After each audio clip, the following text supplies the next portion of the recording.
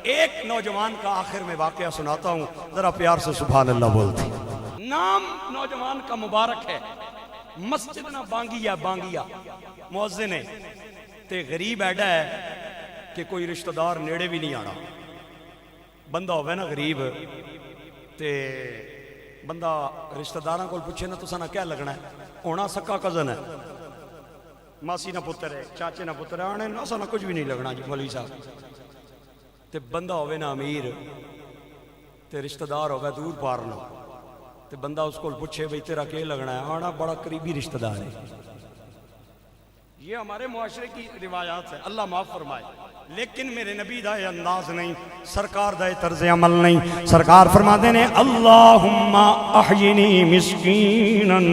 وامتنی مسکینا واحشرنی یوم القیامت فی زمرت المساکین۔ اے اللہ میں نو غریباں نال زندہ رکھی، غریباں نال ماری، اور قیامت والے دن میرا حشر غریباں دے نال ہوئے۔ اوہ لوگاں نو امیراں نال پیار ہے، محمد نو غریباں نال پیار صلی اللہ علیہ وسلم۔ مسجد دا مؤذن تے اتنا بڑا روزہ دار تے نیک تے پاک باز ہے کہ پورا دن روزہ رکھ دا ہے، صبح دی نماز پڑھ لائے، چاش تے اشراق دے نفل پڑھ کے تھوڑی دیر وستی مزدوری کرن جاندہ ہے۔ جدوں افطاری دا انتظام ہو جائے، اتنے پیسے مل جاون جنہاں نال سحری دا کھانا تیار ہو جائے تے اے نوجوان مسجد وچ آ جاندہ ہے تے ظہر دی اذان پڑھ کے نماز پڑھدا ہے تے پھر اس تو بعد پورا دن مسجد دے اندر گزاردا ہے تے مسجد دے جڑے امام نے، او وقت دے قاضی نے، شہر دے جج نے، گورنمنٹ دے ملازم نے، انہاں دے گھر بچی جوان ہو گئیں۔ ایک دن باپ سوچی پہ گیا کہ میری بچی جوان ہے، اللہ کرے کوئی چنگا رشتہ مل جائے، میں اپنی بچی دا نکاح کر دیاں۔ گرامی قدر سامین سوچنے امام صاحب دیاں نظراں اس نوجوان تے کھل گئیاں جیڑا مؤذن مسجد دا بانگیا ہے۔ مسجد جندر آئے، نوجوان وظیفہ پیا کرتا ہے بے کے تے کندے تے ہاتھ رکھیا تے نوجوان نے مڑ کے بیکھیا کہ مسجد دے امام صاحب آ گئے، شہر دے جج صاحب آ گئے، قاضی صاحب آ گئے، جناب والا کے گل ہے تے قاضی صاحب کہندے نے اوے نوجوانہ رشتہ تیرا کسے پاسے ہویا یا نہیں ہویا، منگنی ہوئی ہے یا نہیں ہوئی؟ تے نوجوان کہندہ جناب میں ڈا غریب ہاں، میرا تے گھر کوئی نہیں رہن دا، میرے وقت مینوں تے کھانا نہیں ملدا، ایک ٹائم دا مل جائے دعا پتہ نہیں لگدا، میں تے روزانہ سجیاں مزدوریاں کر کے لے آنا۔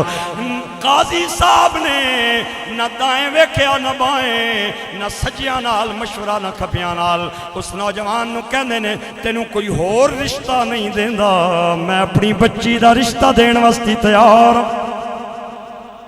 نوجوان نے گل سنی تے ہکا بکا رہ گیا، تُسی کتھے تے میں کتھے؟ کہندہ میں تے غریب ہاں، میرا تے رہن دا گھر نہیں، رشتہ دار کوئی نہیں، والدین میرے دنیا تو چلے گئے نے، اے مخمل دے کپڑے دے اندر ٹاٹ دا پیوند کیویں لان لگے ہو، اے تے چنگا نہیں لگے گا۔ قاضی صاحب کہندے چنگا لگے یا نہ لگے، میں تیری کردار نو جاننا وا، تیرے گفتار نو میں جاننا وا، تیرے میں عمل تو متاثر ہو کے اپنی بچی تینوں نکاح کر کے دینا چاہنا۔ نوجوان دیاں پلکاں تے آنسو آ گئے تے قاضی صاحب کہندے نے اپنا گھر کوئی نہیں تے کرائے واسطی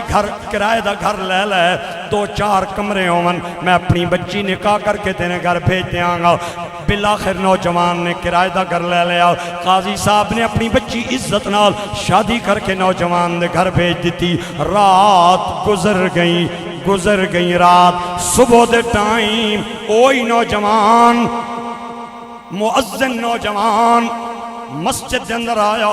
قاضی صاحب نے چہرہ ویکھیا تے نیند دے اثرات نہیں، تھکاوٹ دے اثرات نہیں، چہرہ ویکھ کے پڑھ گئے کہ میری بچی نال کوئی ناراضگی ہے دی تے نوجوان نو کہندے نوجوانہ کے گل ہے؟ میں چہرہ پیا ویکھنا، چہرہ مینوں کچھ ہور پیا دسدا ہے کہ تو میری بیوی نال، میری بیٹی نال، تو میری بیٹی نو حق کے زوجیت ادا نہیں کیتا، لیکن میں اپنی بچی کول جا کے سارا ماجرا پوچھاں گا۔ اپنی بچی دے گھر گئے، سارا ماجرا پوچھیا، آ کے نوجوان دے برم ہو گئے، آدھے میں چننا جی بیٹی تینوں نکاح کر کے دے دیتی ہے، اور تینوں تے رشتہ دار منہ نہیں سن لاندے، تیرا تے رہن واسطے گھر نہیں سی، والدین تیرے زندہ نہیں، تو تے غریب آدمی سے، میں اپنی نازاں تے نخریاں وچ پلن والی بچی تینوں نکاح کر کے دے دیتی ہے تے تینوں پتہ نہیں بچی نو حق زوجیت تو ادا کیوں نہیں کیتا او نوجوان پہلے تے گردن جھکا کے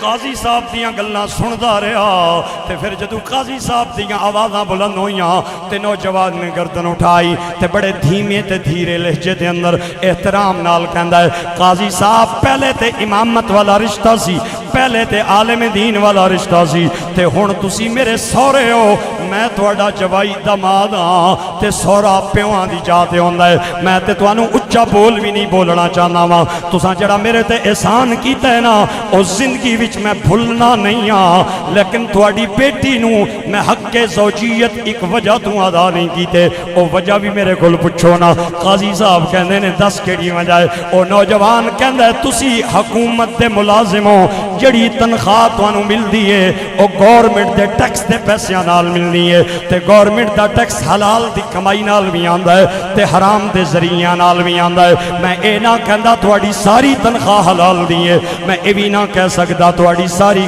تنخواہ حرام دیئے لہذا میں نو شک کے تے میں پڑھیا ہے مدینے دے تاجدار فرمانے نے کہ حرام لقمے دا اثر 40 دن بندے دے جسم تے رہندا ہے تے میں 40 دن تواڈی بچی نو تواڈی بچی نو اپنے ہتھاں دی کمائی کھواواں گا تاکہ تواڈا اثر زائل ہو جائے تے میرا اثر دے جسم تے آ جائے کیونکہ تواڈی بیٹی میری اولاد دی ماں بنن والی ہے میں اے نہ چاہندا میرے بچیاں دیاں رگاں دے اندر